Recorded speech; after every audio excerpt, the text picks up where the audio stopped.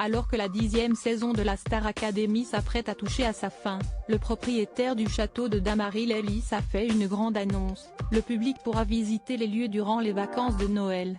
Voilà, sieste fini. Dans quelques heures seulement, les téléspectateurs connaîtront enfin le nom du grand gagnant de la Star Academy. Qui de Nola, Anisha, Louis ou encore Léa décrochera le titre de vainqueur? Ce sera au public d'en décider. Mais très vite, le choix se résumera à seulement 2 candidats. Siesti, ce qu'ont annoncé Marlène Schaff et Lucie Bernardoni, les répétitrices de l'émission, lors de leur passage au château de Dammaril-Ellis cette semaine.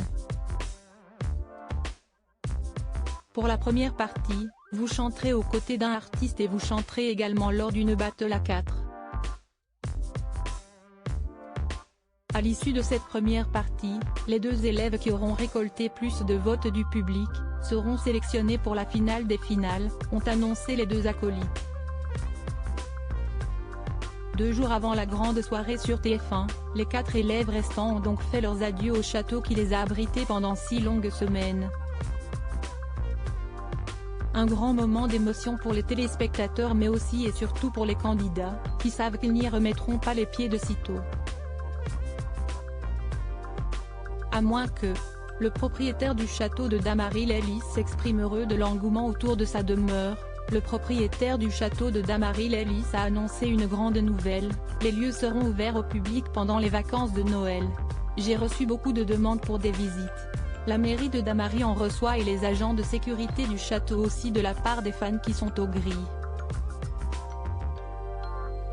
Ils me les ont transmises, a fait savoir Jean-Michel Pontet, le propriétaire du site des Vives Eaux depuis 2008. Il sera ainsi possible pour les fans de la Star Academy de s'offrir une petite visite des lieux du 21 décembre au 1er janvier inclus.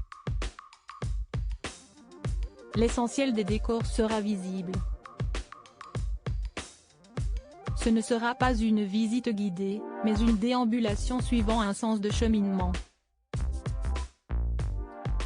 Les visiteurs arriveront par le théâtre, le premier bâtiment quand on rentre à droite. Puis ils se dirigeront vers le château, son rez-de-chaussée avec la cuisine, le salon, la pièce de musique, et les étages avec les chambres et une des 2 salles de bain.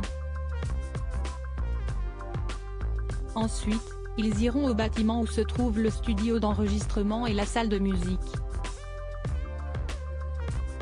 Ils termineront par le bâtiment avec la salle des professeurs et le bureau de Michael Goldman, a expliqué le propriétaire. Serez-vous au rendez-vous? Pour réserver vos places, sieste par ici.